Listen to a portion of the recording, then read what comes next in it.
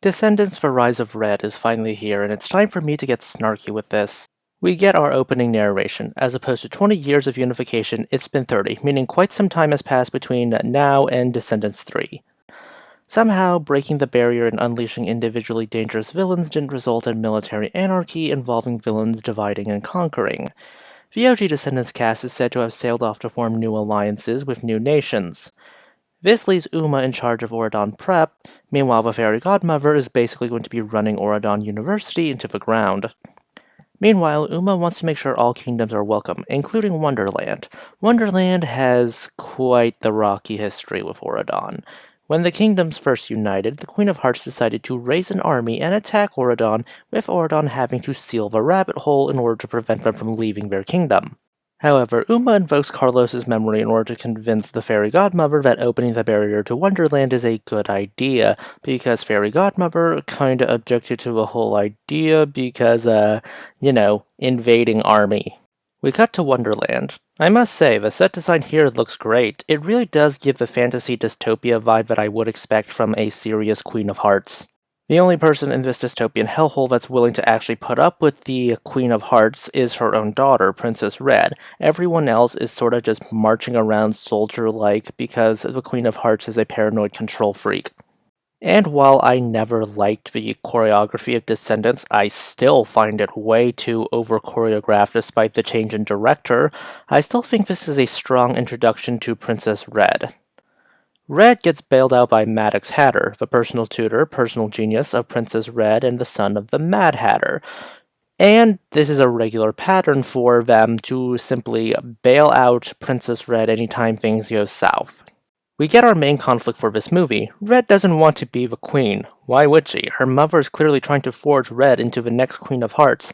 With how much she is a control freak, why would Red ever want to be queen? She knows what it feels like to have her fate controlled. Why would she want to control the fates of others that way? Maddox introduces Red to a time machine, a pocket watch which probably belonged to the White Rabbit, but now, well, it's a time machine. We cut to Cinderella's castle, where we see the new character, Chloe Charming, sparring with King Charming. Then we get my other issue, basically turning this thing into Ever After High. Instead of the ball, it's a dance at a school called Merlin Academy, and By the way, no mention of Chad Charming. You kinda want to mention him. That's Chloe's brother. Unless that's like a hidden nephew that I didn't know about that's coincidentally also the child of King Charming and Cinderella. After some touching scenes between Cinderella's family, we get to see the Queen of Hearts herself.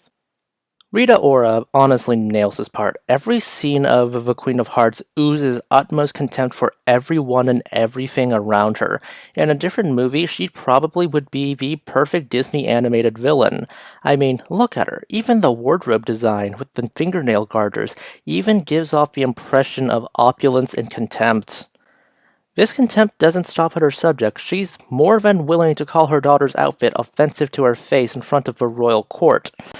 Granted, I can't say I disagree with her assessment at all. Basically, since the Queen of Hearts is trying to mold her daughter into the next Queen of Hearts, she's basically allows Red to decide the punishment for failure of the Royal Guard. Red, despite being a rebellious princess, does have enough humanity in her not to execute people willy-nilly, especially since the vandalism is Red's fault and not the guards. However, Red gets pressured further and further in order to order the guard's execution. Thank goodness the mail is here. If this was any other letter, she probably would have killed both Maddox Hatter and the guard, but since this is an opportunity for her to leave Wonderland and meet with the other royals, she cannot say no to this invitation. After breaking out of the barrier, we get a border patrol scene, and in this scene we get a sequence called Love Ain't It. I do like how it highlights the differences in mentality between Red and the Queen of Hearts. At her core, Red wants to experience love, wanting to have love shared. The Queen of Hearts, meanwhile, exposits about how she prioritizes fear as some kind of twisted form of love. This is probably the first time Red experienced how much everyone fears the Queen of Hearts as well, despite not showing the war against Auradon on Wonderland, probably because that would be way too expensive. There is a good sense of fear of the Queen at the sight of her. Yeah, so apparently Cinderella and the Queen of Hearts were old schoolmates. The Love Ain't It sequence continues, with the prophetic looking glass being shown to Red, and Red is depicted as being just like her mother.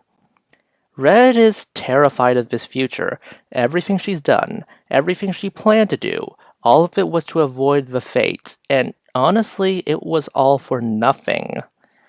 During the opening speech by Uma, we see the Queen of Hearts throw cards into the air, but cards transform into her soldiers.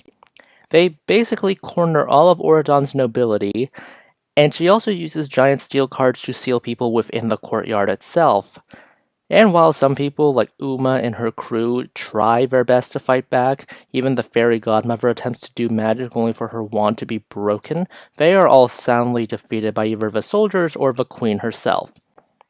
I love how the Queen of Hearts acts here. She congratulates her daughter for finally being a useful tool to her, letting her back into Auradon and allowing her to coup the entire kingdom with a massive decapitating strike. And when Cinderella defies the Queen of Hearts, we see some classic abuser guilt tripping. The Queen of Hearts basically guilt trips her daughter into killing someone to prove who Red loves more, her mother or a bunch of strangers. When Red refuses to defy her mother and orders Cinderella to be killed, everyone now hates her.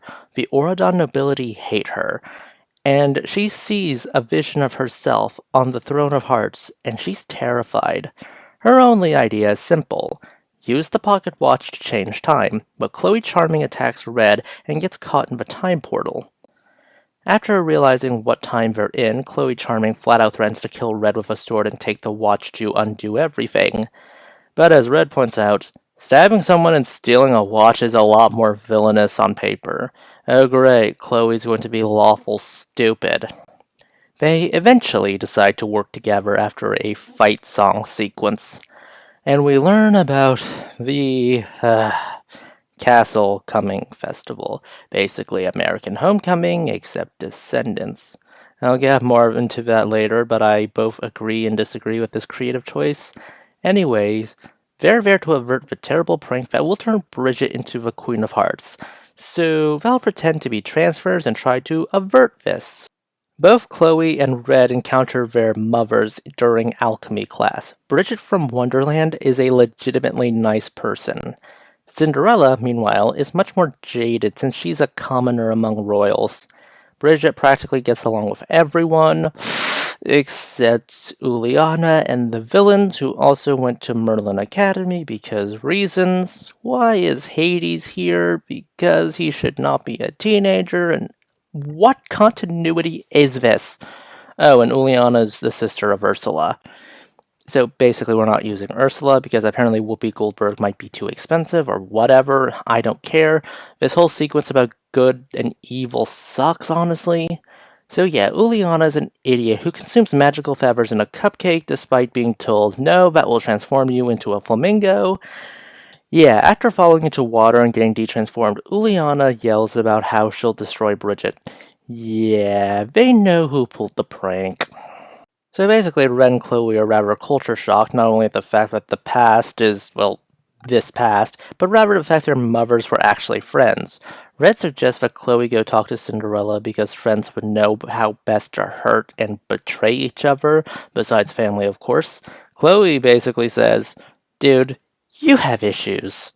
At Lady Tremaine's chateau, Cinderella gets along with Red of all people because Lady Tremaine is a witch with a capital B, bonding over having really terrible mother figures. While helping Cinderella clean, we do get something interesting. Red insists that Bridget is weak because she's too nice. Cinderella insists that Bridget is strong because she can keep going, keep being happy, keep being good, despite how hostility is always in her face with the villain kids.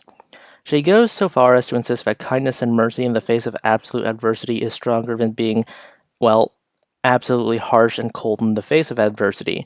Considering later in this scene, Lady Tremaine belittles and punishes Cinderella, this says something about how much she admires Bridget for those exact same traits, the traits of kindness and mercy in the face of absolute adversity. Then we follow Uliana's gang. We learn about how the prank cupcake that's meant to turn Bridget into a hag at the dance, because of course, high school stuff. After that, we get some discussion about Red's motivation and the Watch's motivations. You see, it's pretty clear that Red wants love and support that her family never gave her, and the ability to be herself. Then we talk to Bridget. She doesn't exactly have knowledge of forbidden cookbooks because, forbidden magic is part of Merlin's thing, and he's locked it up. So basically, the girls are in a bind. They have only 2 days for this to work, and the clock is ticking. Their options are either to tell Merlin or steal from Merlin. The issue is less about the practicality of one versus the other, but rather whether one is more evil than the other. After a sequence that tells Chloe to stop being lawful stupid, we get the picking the lock to Merlin's office and then having them break and enter. I think pragmatism would be great for this series, but what do I know? If you're wondering why I'm not complaining about Merlin being a moron, it's because he really isn't. The lock may be easy to pick, but he has multiple layers of defense, such as enchanted swords that will stab and slash unauthorized people. Points for efficiency. Oh, and he also has an owl that alerts him whether his office is broken in or not. Okay, the owl is cool, but at the same time, I think texting was invented by this time. Based off of all the technology around, he should at least have some kind of wire in his office. Basically, Uliana used him to do the dirty work and retrieve the book. But since Merlin isn't an idiot, he bewitched the book with a freezing spell, so anyone who opens the book ends up getting frozen. Red and Chloe take off, and Merlin arrives. Merlin basically gives all the VKs a year of detention after this escapade. Crisis averted, dance party ending. Descendants 4 has a lot of problems. Some shared with other Descendants movies, others more nature of the plot. The concept of traveling to the past to set right what was once wrong is honestly a concept done to death. That's not a point against the movie. Plenty of media do this plot correctly. The problem is that the pitfalls of this kind of plot are kind of well known, and when you can see a bad plot of it happening, you can see where it fails and how it fails hard. Descendants 4 actually falls into one of these major pitfalls. And that pitfall happens 35 minutes to 40 minutes into the plot itself, where we see the Queen of Hearts coup. She breaks the wand. She traps the nobility. She defeats Uma. Is this a good inciting incident? Yes. Is it too good of an inciting incident? Absolutely. You don't want your bad future to overshadow your climactic battle. In fact, other movies will try to cut to scenes in the future where you can have all the action set pieces with the climax in order to enhance each other. This is because you don't want your climax to be overshadowed. The climax is the point of highest tension, so you want to have the tension be heightened in one way or another. And to this movie's credit, there is some of that to an extent, where Charming basically receives Cinderella's head. Okay, he's not receiving her head because this is a Disney Channel franchise, but you get the idea. The symbolic head through the glass slippers where Cinderella is dead. But that's not exactly enough. We really only see this one place in Oraton, not much else. We don't exactly see the Queen's conquest, which that kind of detracts from this whole thing. However, the climax of this movie is actually breaking into Merlin's office, and it really doesn't work. This really doesn't work because the setup doesn't match what's being hyped up. It's Uliana who is hyped up as the ultimate villain, who is supposed to be worse than the terror of the school that is Ursula, and she's the one who's going to turn Bridget evil. However, Uliana really remains to be unfought. Her crew is also unfought. Instead, the climax is with Merlin's security system. Now, this could work if the book was such a fundamental keystone in all this. The book really isn't a fundamental keystone in all this because there's a lot of training wheels to prevent this book from flying into the wrong hands. What do I mean? The book petrifies Uliana and her crew. So it feels like that struggle against the swords and the owl and all that was for nothing. Yeah, kinda anticlimactic when your villains aren't disposed of by the heroes or beaten by the heroes. They're just, okay, you guys did the dirty work. The book is bewitched in order to prevent people from stealing it. Well, that was anticlimactic. It means that denouncement and resolution, by extension, also feel completely unearned. Really? This Merlin office sequence felt more like something that would happen towards the end of Act 2 in a 3-act structure. Chloe and Red manage to stop Uliana and retrieve the book, however, we get a last act twist. It feels like this should have been like a 3rd-act twist, sort of like, hey, Red sneaks into Bridget's room, takes the looking glass, and views it, and finds that the future is unchanged, basically making the struggle the two scrambled for basically nothing. What went wrong? And then we should have gotten a reveal that Uliana's prank wasn't what caused her to become the Queen of Hearts, to grow cold. Rather, it was Cinderella, who was her best friend, and she abandoned her to be with some boy, leaving her all alone. I think Cinderella was originally going to be more antagonistic because everything sets her up as such.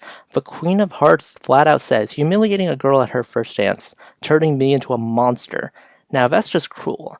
That and her distaste of how two-faced the people in Ordon come off makes a bit more sense if Cinderella betrayed her rather than just Uliana pranking her.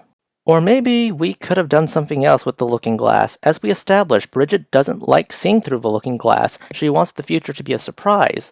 But then we find out the future is known to her. She knows she becomes the Queen of Hearts. She knows she becomes the Empress of Wonderland. And she's doing everything she can in order to stop that future from happening because she doesn't want to turn evil, but instead she only exhausts herself and makes her grow cold and jaded. There are so many interesting ways this could have been done, but it's a bit too straightforward for the type of story it wants to tell. Moving on from the structure of the plot, let's talk about everyone went to school together. I hate it, and I like it at the same time. I never really liked the school premise of Descendants, but I am willing to swallow my distaste of it since I did enjoy Cinderella in this movie. However, I have some problems with her. It's mostly about how this jaded and cynical girl who hates the monarchy and is wise enough to realize that good and evil aren't factions but rather spectrums of morality ends up becoming a princess and later queen. It feels like this character was set up for something that never exactly happened. Also, you were queen when the kingdoms were united. I would think you would be a bit more sympathetic to the villains, especially since her friend was one of them, although she ended up being sealed off because she tried to raise an army, but that's a different story. And of course her stepsisters. It's a bit weird. And while the idea of someone transforming into a tyrant because of something that happened in school, I've seen enough supervillains from Marvel and DC grow up as nobodies and turn into nightmares over what happened in their childhoods to simply accept this. Although, with the school trips in present, I have to wonder how exactly did all of these fairy tale stories play out.